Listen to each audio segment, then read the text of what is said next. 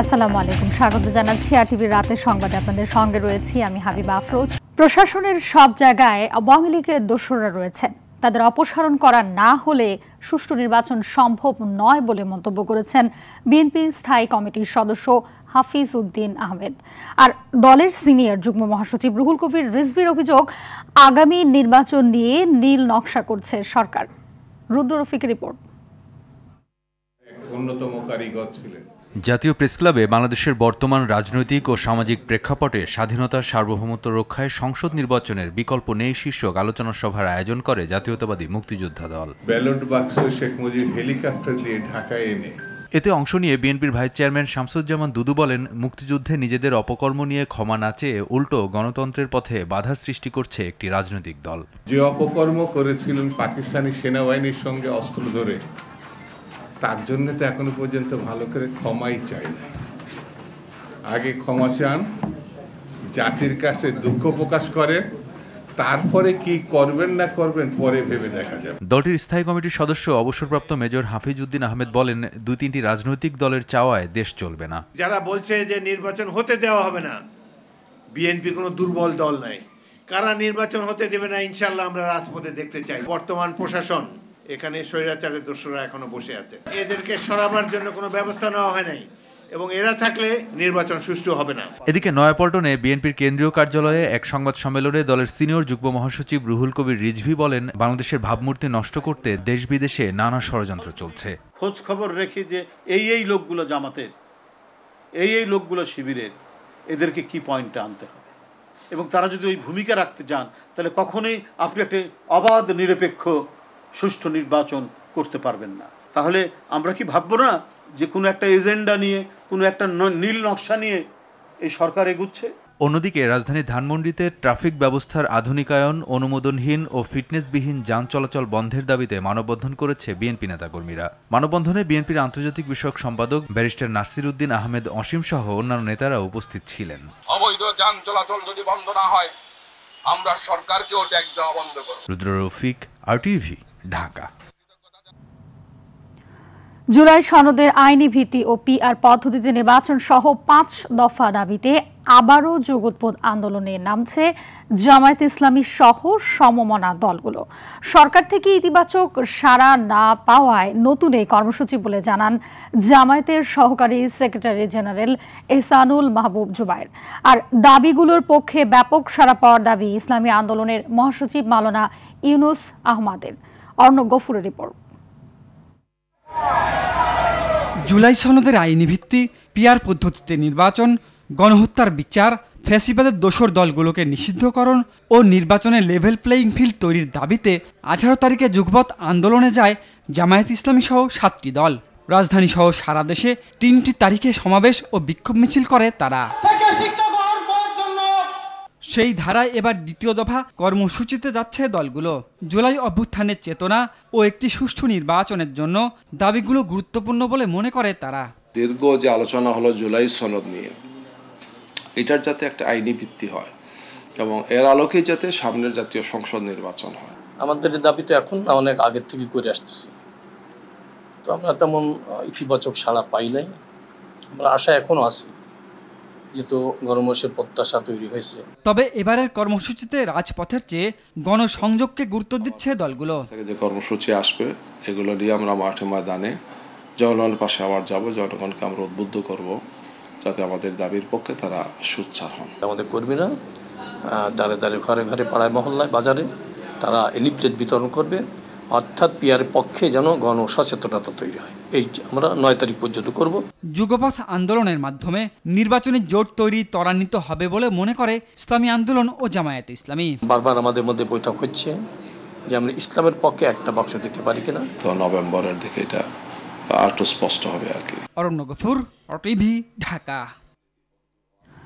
ত্রয়োদশ সংসদ নির্বাচন শান্তিপূর্ণভাবে সম্পন্ন করতে সহায়তা করবে যুক্তরাজ্য, দেবে পোলিং স্টাফ ও ভোটার শিক্ষণ কার্যক্রমের আর্থিক সহায়তাও। প্রধান নির্বাচন কমিশনের সঙ্গে বৈঠক শেষে এ কথা জানান British high commissioner Sarah Cook. আর ইউরোপীয় ইউনিয়নের প্রতিনিধির সঙ্গে বৈঠক শেষে ইসি সচিব জানালেন, সংসদ নির্বাচনে 150 জন পর্যবেক্ষক পাঠাতে চায় ইউরোপীয় ইউনিয়ন। তফসিল ঘোষণা থেকে গ্যাজেট পর্যন্ত থাকবে দলটি। আতিকা রহমানের রিপোর্ট। আগারগাঁও নির্বাচন কমিশনে প্রধান নির্বাচন কমিশনার এম নাসির উদ্দিনের সঙ্গে বৈঠক করেন বাংলাদেশে নিযুক্ত ব্রিটিশ হাই কমিশনার। 1 ঘণ্টা বৈঠক শেষে সাংবাদিকদের তিনি বলেন, যুক্তরাজ্যের প্রত্যাশা আগামী নির্বাচন শান্তিপূর্ণ হোক, এজন্য সহযোগিতা করবে তার দেশ। ডক্টর ইউনূস ফেব্রুয়ারিতে নির্বাচনের যে ঘোষণা দিয়েছেন তাকে স্বাগত জানাই আমরা। প্রধান নির্বাচন কমিশনারের সঙ্গে আজ ফলপ্রসূ আলোচনা হয়েছে। তাদের নির্বাচনের প্রস্তুতি জেনেছি। ভোট শান্তিপূর্ণভাবে সম্পন্ন করতে সহায়তা করতে চায় যুক্তরাজ্য। পোলিং স্টাফকে প্রশিক্ষণ ও ভোটার শিক্ষণ কার্যক্রমে আর্থিক সহায়তা দিবে যুক্তরাজ্য। আমাদের সহযোগিতা অব্যাহত থাকবে।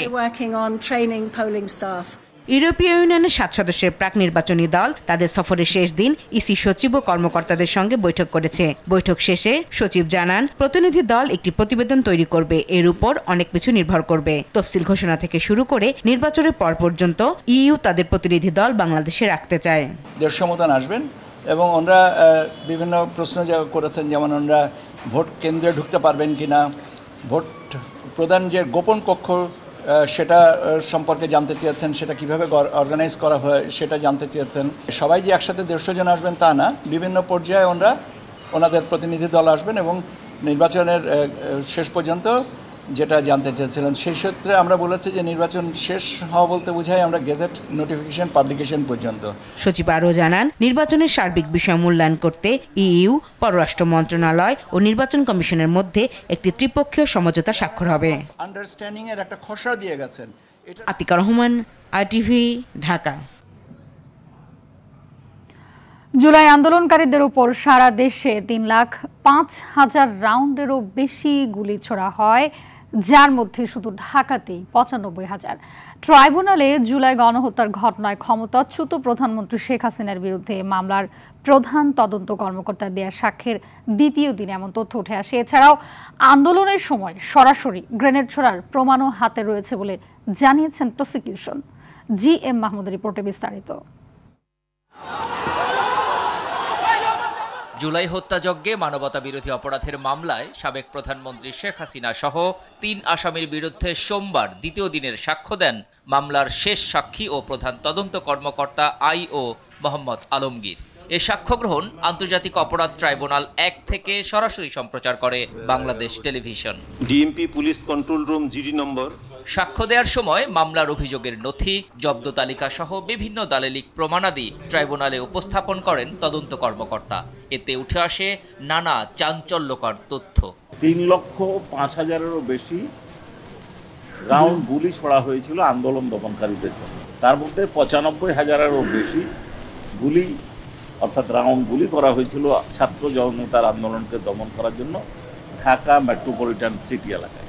তবে আন্দোলনের সময় ইন্টারনেট বন্ধ থাকায় ফোন কলগুলোর সব রেকর্ড পাওয়া সহজ হয়েছে বলেও জানান এ প্রসিকিউটর। তাদের যোগাযোগ মাধ্যমটা ছিল কি হোয়াটসঅ্যাপ। এই যে নেট বন্ধ করার কারণে এইটা আমাদের সৌভাগ্য হয়েছে যে আমরা এই ডকুমেন্টগুলো পেয়েছি। এদিকে ট্রাইব্যুনাল 2A জুলাই আন্দোলনের প্রথম শহীদ রংপুরের বেগম রোকেয়া বিশ্ববিদ্যালয়ের শিক্ষার্থী আবু সাইদ হত্যা মামলার সাক্ষ্য গ্রহণে সাক্ষ্য দেন এ বিশ্ববিদ্যালয়ের শিক্ষার্থী ও জুলাই যোদ্ধা মোহাম্মদ আরমান হোসেন। আবু সাইদের যেখানে হত্যা করে তার কিছু দূরেই ছিলাম এবং আমি আমার চোখের সামনে দেখেছি আমির আলী এবং কনস্টেবল সুজনচন্দ্র রায় আমার বাইকে বুক বরাবর গুলি করে। এছাড়া জাসদ সভাপতি হাসানুল হক ইনুর বিরুদ্ধে করা মানবতা বিরোধী অপরাধের মামলার আনুষ্ঠানিক অভিযোগ গঠনের উপর শুনানির জন্য 14 অক্টোবর দিন ধার্য করে tribunal. GM Mahmud, RTV, Dhaka. দেশের জ্বালানি খাত ভয়াবহ দুর্নীতি ও অদক্ষতায় নিমজ্জিত। এ খাতের চিহ্নিত দুর্নীতিবাজ ও কোম্পানিগুলোর বিচার না হলে এই ধারা আগামীতেও চলতে থাকবে। জ্বালানি রূপান্তর নীতি 2024 নিয়ে সোমবার রাজধানীর সিডাপ মিলনায়তনে ক্যাবের আলোচনায় বক্তারা এসব বলেন। ক্যাপাসিটি চার্জের নামে লুটেরা গোষ্ঠী জনগণের যেই টাকা নিয়ে গেছে তা উদ্ধারেরও দাবি জানান বক্তারা। আরও জানাচ্ছেন তৌহিদুর রহমান। 2024-25 অর্থ বছরে বিদ্যুতে ভর্তুকি প্রস্তাব করা হয় 40,000 কোটি টাকা এবং গ্যাসের জন্য 7,000 কোটি টাকা। এই ভর্তুকি সাধারণ ভোক্তার কোনো কল্যাণে নয়, বরং স্বার্থান্বেষী ব্যবসায়ী মহল উপকৃত হচ্ছে। যে দুর্নীতিকে আমরা কিভাবে জিরো লেভেলে নিয়ে আসতে পারব। কনজিউমার অ্যাসোসিয়েশন অব বাংলাদেশ ক্যাবের প্রস্তাবিত জ্বালানি রূপান্তর নীতি 2024 নিয়ে রাজনৈতিক দলের সংলাপে এসব তথ্য তুলে ধরে ক্যাব। কত টাকা লভ্যাংশ নিয়েছে, কত টাকা কর্পোরেট ট্যাক্স নিয়েছে। এ সময় ক্যাবের জ্বালানি উপদেষ্টা বলেন, জ্বালানি খাতে সরকার নির্বিচারে লুণ্ঠনের ভূমিকায় রূপ নিয়েছিল। জ্বালানিতে সরকার ভর্তুকির নামে জনগণের টাকা লুট করেছে বলে অভিযোগ তার। একটা স্ট্যান্ডার্ড ব্যবসায়ী কত মুনাফা করতে পারে, সরকার তাকে কত মুনাফা দিতে পারে, সরকারি স্ট্যান্ডার্ড অনুযায়ী, বিআরসির স্ট্যান্ডার্ড অনুযায়ী কম বেশি 7%, এদেরকে দেওয়া হয়েছে 18%। আপনারা কি চাইবেন এই 18% মুনাফা দিয়ে এই সমস্ত কোম্পানিগুলোর কাছ থেকে বিদ্যুৎ কেনা এবং জ্বালানি কেনা, জ্বালানি আমদানি করা, এলএনজি টার্মিনাল তৈরি করা অব্যাহত রাখবেন? আলোচনায় রাজনৈতিক নেতারা বলেন, জ্বালানি রূপান্তরের জন্য রাজনৈতিক রূপান্তর জরুরি সবার আগে।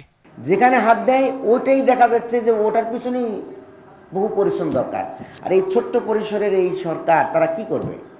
তারা কিছু সংস্কারের লাইনটা দেখতে গিয়ে যখন দেখছে যে না এ সম্ভব না, তখন তারা আবার নির্বাচনমুখী হয়ে গেছে। জ্বালানি খাতের চিহ্নিত দুর্নীতিবাজরা ধরাছোঁয়ার বাইরে থাকায় অন্তর্বর্তীকালীন সরকারের সমালোচনা করেন রাজনীতিবিদরা। যারা জ্বালানি খাতকে ধ্বংস করেছে এদেরকে ধরে ধরে খাম্বার সাথে বেঁধে রাখা দরকার ছিল, সেই কাজটি করতে পেরেছে সরকার। যে অ্যাডভাইজারদেরকে আমরা আল্লাহর ওয়াস্তে অ্যাডভাইজার বানাইছি, যারা আওয়ামী লীগের আমলে বউয়ের নামে, পোলার নামে, মায়ের নামে কনসালটেন্সি করে হাজার হাজার কোটি টাকা, শত শত কোটি টাকা ব্যবসা করছেন, খুব বেশি খারাপ ছিলেন না। তাহলে আপনারা অ্যাকাউন্টেবিলিটির প্রশ্নে এখন এত ব্যাডলি পারফর্ম করছেন কেন? বাণিজ্যিক নয়, সেবা হিসেবে জ্বালানি খাতের উন্নয়ন নিশ্চিত করে রাজস্ব আহরণ সীমিত ও মুনাফা বন্ধের আহ্বান জানানো হয় আলোচনায়। তৌহিদুর রহমান, RTV, ঢাকা। খাগড়াছড়ি থেকে ঢাকা ও চট্টগ্রাম মহাসড়ককে শিথিল করা হয়েছে চলমান অবরোধ। এদিকে পার্বত্য চট্টগ্রামের 3 জেলায় জম্মু ছাত্র জনতা ফ্রন্টের ডাকা অবরোধ প্রত্যাহার করা হলে 144 ধারা তুলে নেওয়ার কথা জানিয়েছেন বিজিবি 32-এর sector commander colonel Mohammad Abdul Mottakin. Press ব্রিফিংয়ে কথা জানান তিনি। পরিস্থিতি স্বাভাবিক রাখতে মোতায়েন করা হয়েছে 10 প্লাটুন বিজিবি। অবরোধ চললেও পিকেটারদের প্রকাশ্যে সড়কে দেখা যায়নি। সড়ক ও গুইমারায় বহাল রয়েছে 144 ধারা। এখন পর্যন্ত আমাদের জানা মতে আমাদের কঠোর অবস্থানের কারণে খাগড়াছড়ি এলাকার আশেপাশের এলাকায় কোথাও কোনো অপ্রীতিকর ঘটনা ঘটেনি এবং আমার বিশ্বাস যে আমরা আমাদের চেষ্টা অব্যাহত রেখেছি। যে অবরোধ ডাকা হয়েছে অবরোধটিও অতি দ্রুত এই এলাকা থেকে এটা প্রত্যাহার করা হবে এবং আমরাও 144 ধারা প্রত্যাহার করে নেব যদি অবরোধ প্রত্যাহার করা হয় এবং সেই ক্ষেত্রে এলাকা শান্তি শৃঙ্খলা আবার স্বাভাবিক হবে বলে আমি আশা করি।